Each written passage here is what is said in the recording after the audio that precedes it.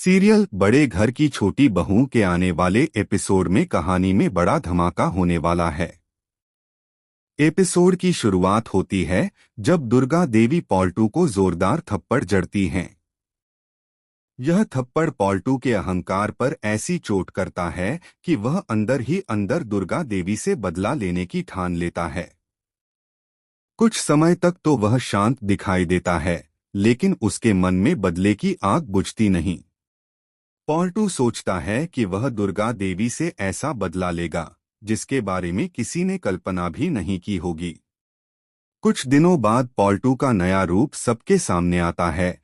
वह बाहर जाकर एक नकली बंदूक लेकर आता है ताकि दुर्गा देवी को डराकर अपने सामने झुकने पर मजबूर कर सके।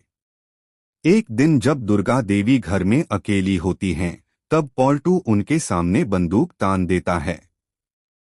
अचानक हुए इस हमले से दुर्गा देवी दंग रह जाती हैं, लेकिन वह डरती नहीं। उल्टा उन्हें पॉल्टू की इस घटिया हरकत पर और ज्यादा गुस्सा आता है। वह कहती हैं कि मुझे डराने की कोशिश मत करना, अब मैं तुम्हें कभी माफ नहीं करूंगी। लेकिन पॉल्टू अपने पागलपन में कहता है कि मैं यह बंदूक तुम्हें डराने के लिए नहीं, खत्म करने के लिए लाया हूं। तभी अहाना वहां पहुंच जाती है। उसे देखकर दुर्गा देवी को राहत मिलती है। अहाना को देखकर पॉल्टू पहले तो घबरा जाता है, मगर फिर कहता है कि अब वह दुर्गा देवी और अहाना दोनों से बदला लेगा। वह अहाना को भी बंदूक से डराने की कोशिश करता है, लेकिन अहाना तुरंत समझ जाती है कि यह बंदूक नकली है।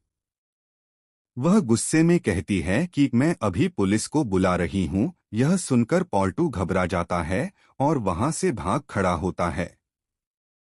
भागने के बाद उसे एहसास होता है कि उसने गुस्से में बहुत बड़ी गलती कर दी है। अब उस घर में लौटने का कोई रास्ता नहीं बचा।